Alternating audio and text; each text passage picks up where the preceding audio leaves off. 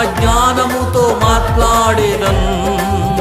నీవు నాలో నుండా నేను స్తెఫను వలె ఆత్మజ్ఞానముతో మాట్లాడేదన్. దేవదూతల రూపములో మారిపోదుము, దేవదూతల రూపములో మారిపోదుము.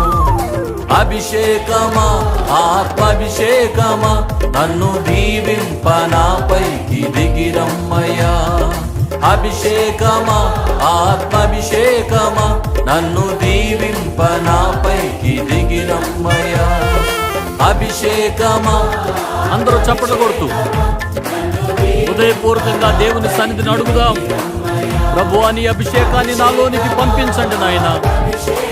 బలహీనులము మమ్మల్ని బలపరచండి అని. ఎవరు బలహీనులుగా ఉన్నారో